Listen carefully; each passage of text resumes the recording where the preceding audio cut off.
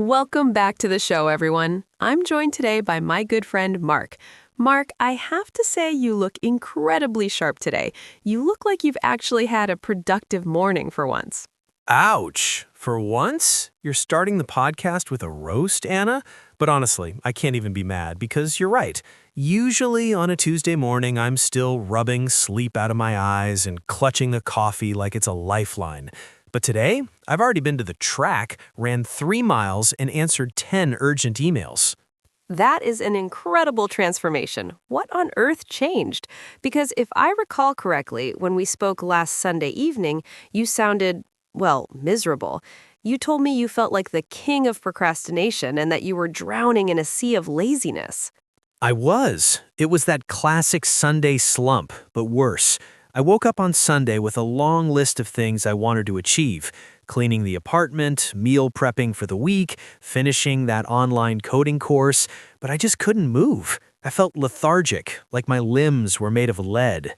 I know that feeling all too well. It's that heavy sensation where even the thought of standing up feels overwhelmed. So what did your Sunday actually look like? It was a disaster, Anna. I spent about 4 hours doom scrolling on my phone. You know, when you're looking at social media, not because you're interested, but because you're too tired to do anything else. I was looking at photos of people hiking or traveling, which just made me feel worse about sitting on my couch in my pajamas. It's a vicious cycle.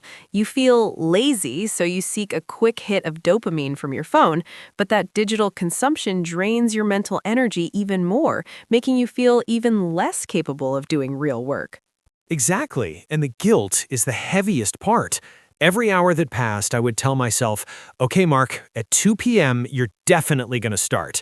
Then 2 p.m. would come and go, and I'd push it to 3 p.m. By 6 p.m., I just gave up and felt like a total failure. I hated that word, laziness. It felt so permanent, like it was a part of my DMA. That's a common trap. We identify with the behavior.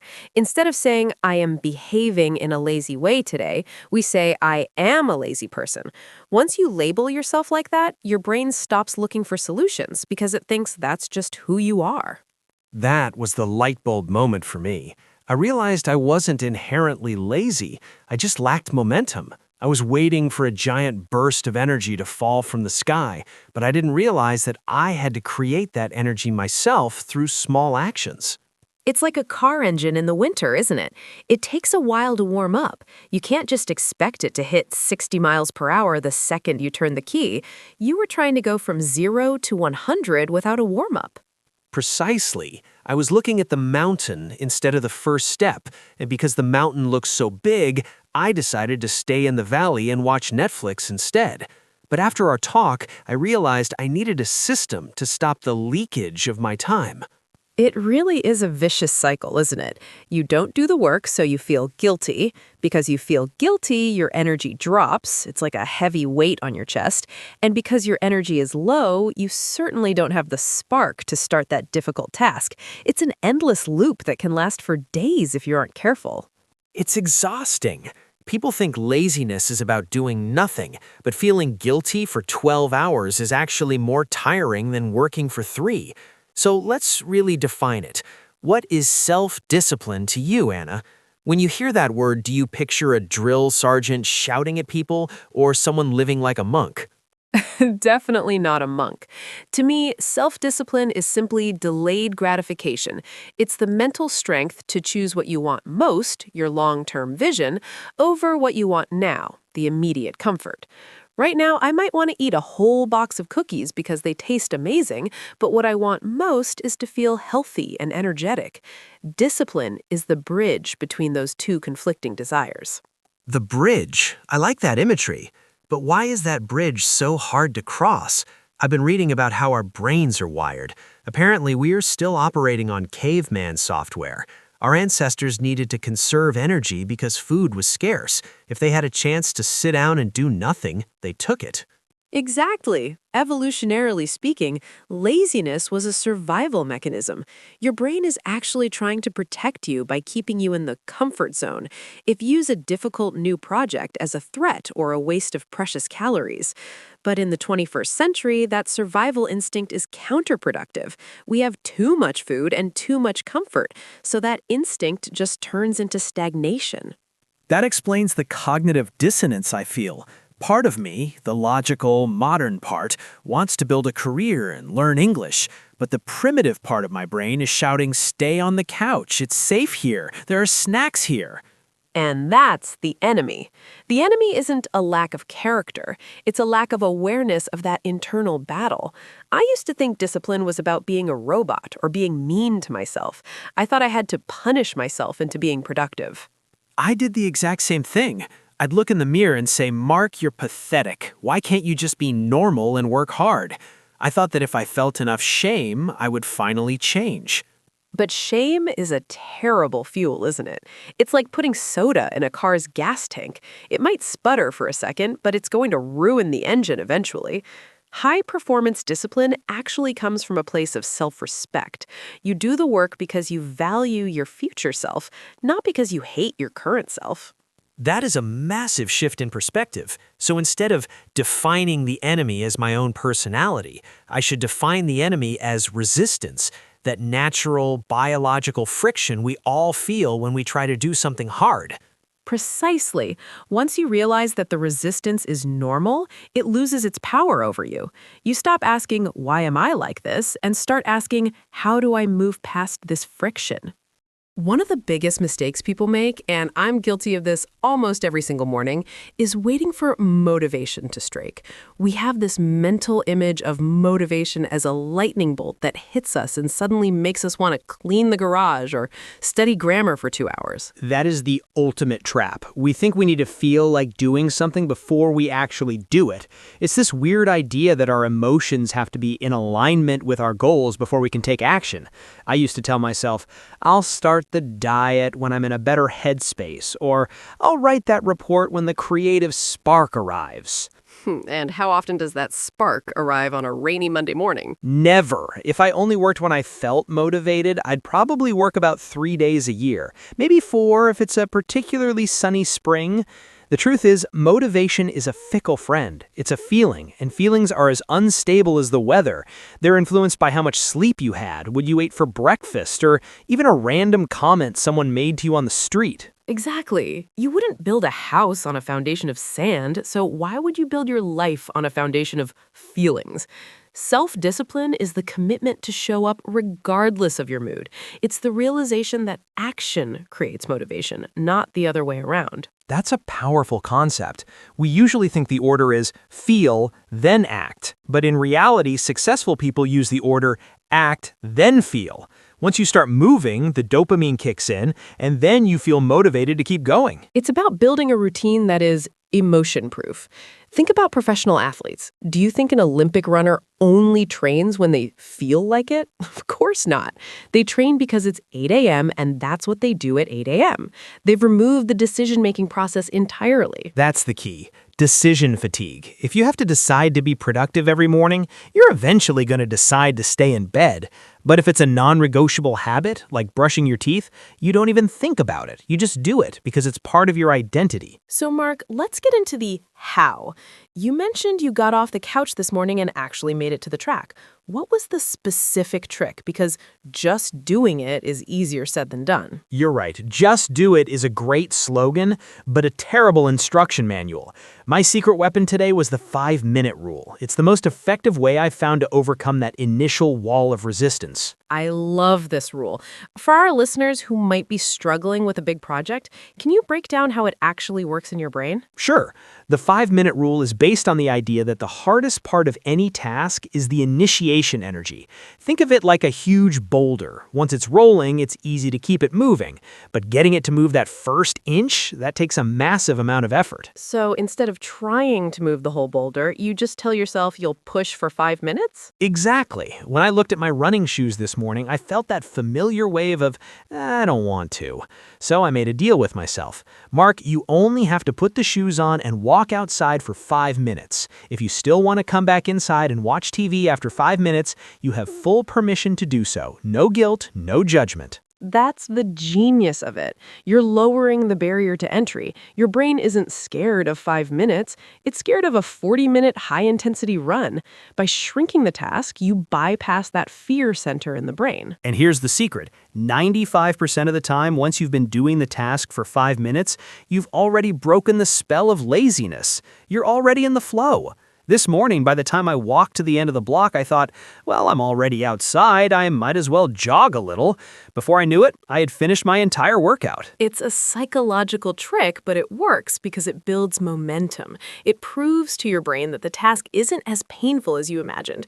Most of the time, the thought of the work is much more painful than the work itself. Totally. I use it for everything now. If I'm procrastinating on a difficult email, I say, I'll just open the laptop and write the subject line.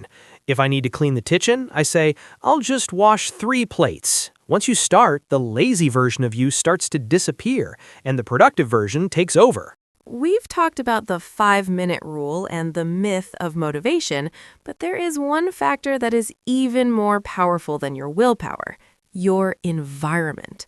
Mark, I noticed something when I visited your place last month. Your guitar was tucked away in a case under your bed behind some old boxes. Guilty as charged. And then I wondered why I hadn't practiced in 3 months. I kept telling myself, I just don't have the discipline to play anymore. But was it a lack of discipline or just too much friction? Think about it. To play that guitar, you had to crawl under the bed, pull out a heavy case, unzip it, and tune the instrument. That's 5 minutes of work before you even play a single note. Your brain sees those steps as an obstacle course. That's a brilliant way to put it. I was making the good habit difficult to start.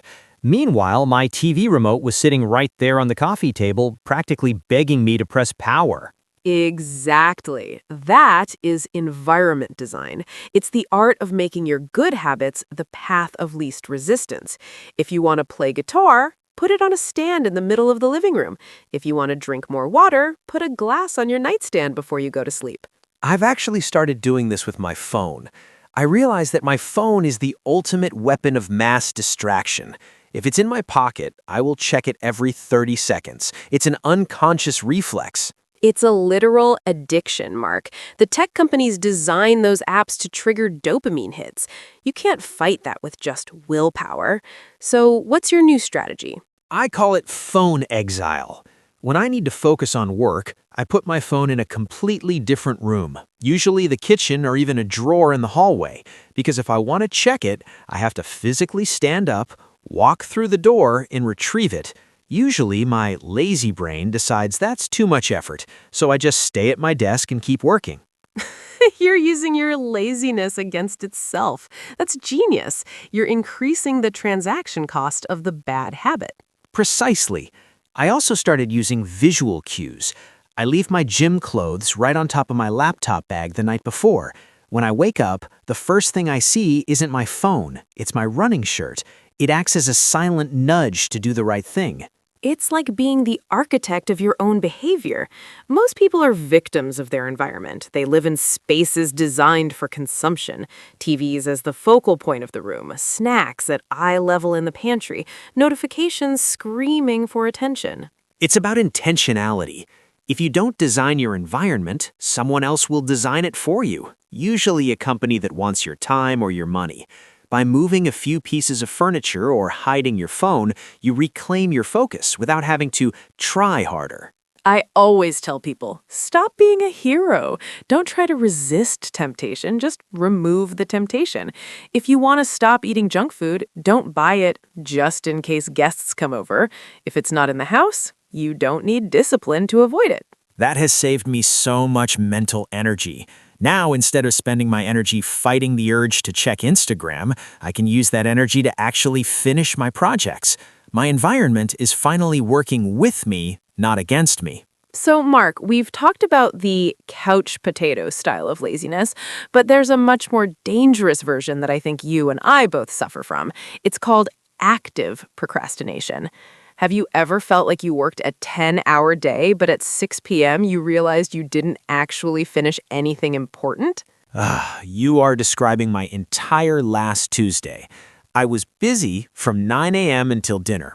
I cleaned my entire desk, I organized my inbox into 15 different color-coded folders, I researched the best productivity apps for 3 hours, and I even went to the post office.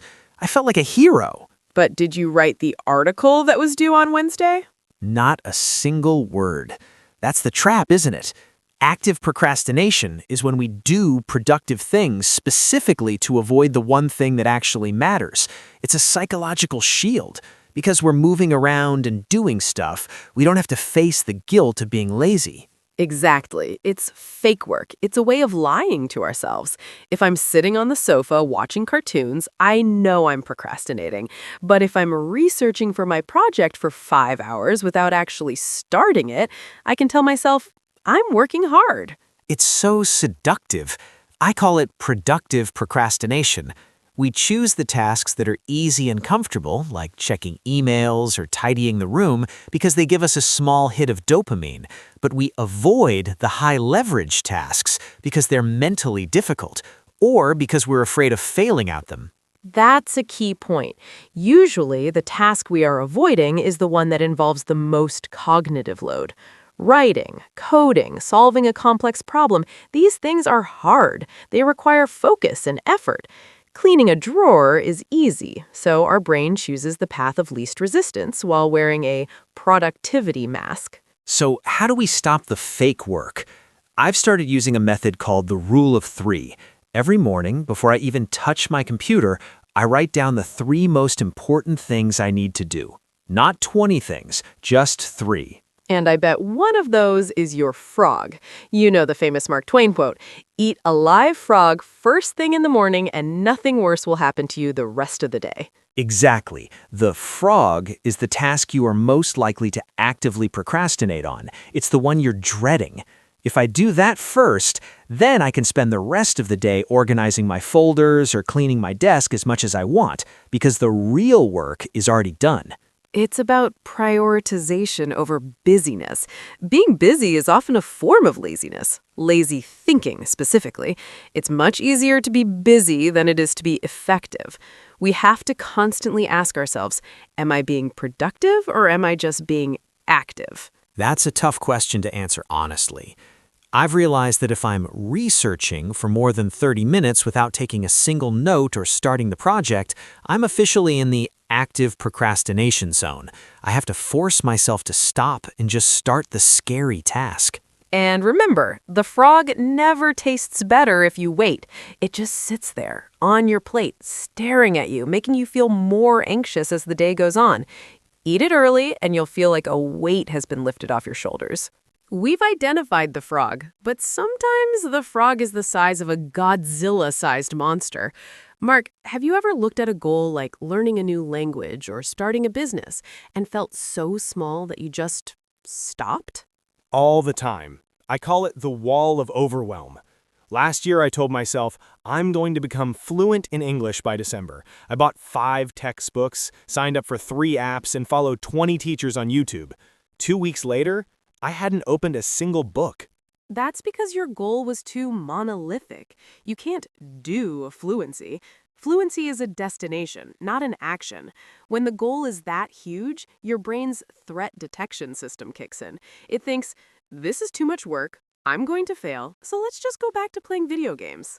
Exactly. It's like standing at the bottom of Mount Everest and trying to jump to the top in one leap. It's impossible. But I've changed my strategy recently.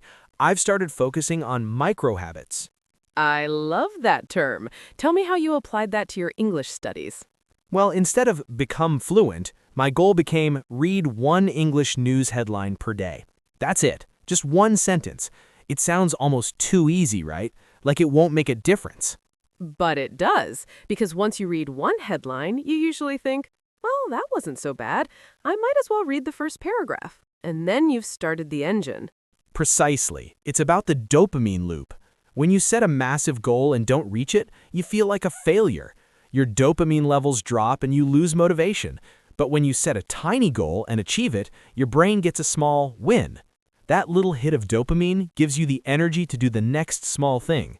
Success breeds success. It's a psychological snowball effect. You aren't just practicing English, you're practicing being a person who follows through. You're building trust with yourself. That's the most important part, the identity shift. I used to think of myself as a guy who starts things but never finishes. But after 30 days of reading just one headline, my brain started saying, hey, I'm a person who studies English every single day. Once that identity takes hold, the discipline becomes effortless. It's like the 5-minute rule we discussed, but on a larger scale. You're lowering the stakes so low that it's actually harder to fail than it is to succeed. I did this with exercise. I told myself my only goal was to put on my gym clothes. Even if I sat on the couch in my leggings, I won for the day. Did you actually sit on the couch in leggings? Only once, because once the clothes were on, I felt ridiculous not going to the gym. The small win of getting dressed removed the mental barrier. We have to stop being so obsessed with the big result and start falling in love with the small process. It's about consistency over intensity.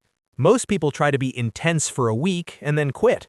The disciplined person is consistent for a year, even if they only do a little bit each day. Those small wins add up to massive transformations over time. This all sounds great in theory, Anna, but what happens when you just fail? Because I had a brilliant Monday and Tuesday, but yesterday was a complete write-off. I woke up late, ate an entire pepperoni pizza for lunch, and watched 6 hours of a documentary about ancient ruins. I didn't touch my frog. I didn't even look at it. I think we've all had those ancient ruins days, Mark. But here is where the path of discipline usually breaks for most people. They have one bad day and they immediately fall into the all or nothing mentality. That's exactly what happened. At 3 p.m., I thought, well, the day is already ruined. I might as well stay in bed and eat cookies. It's like having a flat tire on your car and then deciding to slash the other 3 tires because the car is already broken. That is such a perfect analogy. It's a form of self-sabotage disguised as logic. We tell ourselves, I'm clearly not a disciplined person, so why bother trying? This is where you have to practice self-compassion. Self-compassion sounds a bit soft for a conversation about discipline, doesn't it? Shouldn't I be tough on myself? Shouldn't I feel bad so I don't do it again? Actually, research shows the opposite. People who forgive themselves for procrastinating are more likely to be productive the next day. If you drown yourself in shame, your brain associates your work with pain and failure. To avoid that pain, your brain will try to protect you by making you procrastinate even more. So by hating myself for being lazy, I'm actually making myself lazier. Precisely. It's a heavy emotional burden. When you forgive yourself, you clear the slate. You realize that yesterday was just a data point, not a definition of your character. You have to learn to be a good coach to yourself. A good coach doesn't scream at an athlete for one bad game. They say, okay, that happened. What are we doing differently tomorrow? I like that. Clear the slate. I've started using a rule called never miss twice. It's okay to miss a workout or a study session once. Life happens. Maybe you're sick, or maybe you just had a moment of weakness. But the rule is you are strictly forbidden from missing 2 days in a row. Never miss twice is a lifesaver. It turns a potential downward spiral into a minor speed bump. It acknowledges that you aren't a robot. Perfection is the enemy of consistency. If you aim for 100% perfection, you'll quit the moment you hit 99%. But if you aim for 80% consistency, you can sustain that for a lifetime. It's about resilience. Resilience isn't about never falling down. It's about how quickly you get back up. Yesterday, I was a couch potato, but today I'm back in the game. I'm not carrying the ghost of yesterday's pizza into today's work. That's the spirit. Discipline is a long-distance race, not a sprint. If you trip in a marathon, you don't just lay on the ground and wait for the race to end, right? You brush the dirt off your knees and keep running. The finish line is still there. We should also talk about a very thin line that I often trip over, the difference between laziness and actual physical burnout. Because I've noticed that sometimes I try to discipline my way through a day when I'm actually just exhausted, and it backfires completely. That is a crucial point.